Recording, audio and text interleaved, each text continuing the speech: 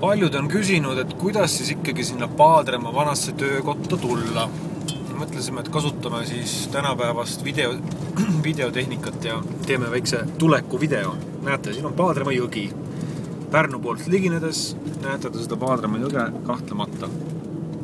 Kui olete tulnud üle Paadrema jõe, on kohe bussipeatus Tõnga sild. Tõnga silla bussipeatus. Siit nüüd natuke edasi, kuna praegu hetkel on laupäev ja etendus on 2 päeva pärast, siis see pilt peaks olema umbes samasugune. Siin on kohalike metsakuningate raielangid. Siin teisel pool vasakut kätt peaks tavaliselt olema üks tädi, kes pühib teeäärset teepeenart.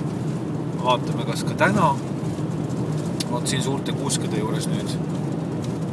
Ei paista praegu tädi olevat. No hea küll. Natuke edasi sõites on vasakut kätt teed sellist sinist suitsu märgata. Ja pargib seal ka punast värvi auto. Nii et sinine suits ja punane auto jätke see endale meelde, kui tulete teatrisse.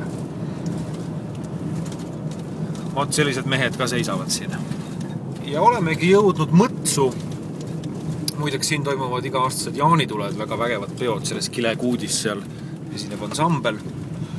Siin on Mõtsu kauplus, kes väga tublisti teatripileteid on müünud. Pidi olema väidetavalt 14. populaarsuse kaup neil siin see piletikaup. Liigume edasi. Paremat kätt on Toomenurme laudad koos lehmadega. Siis tuleb vastu vist, just nimelt Lobjaka härra oma Nissaniga, nii et kui te tulete teatrisse, siis jälgige seda Nissani momenti ka. Ja ega enam siin midagi ütleme jäänud ei olegi, et iga hetk näete Varbla valla lahkel loal lükatud lumehunnikut juba siin paistavad. Ja saamegi keerata vasakule Paadrema koja poole.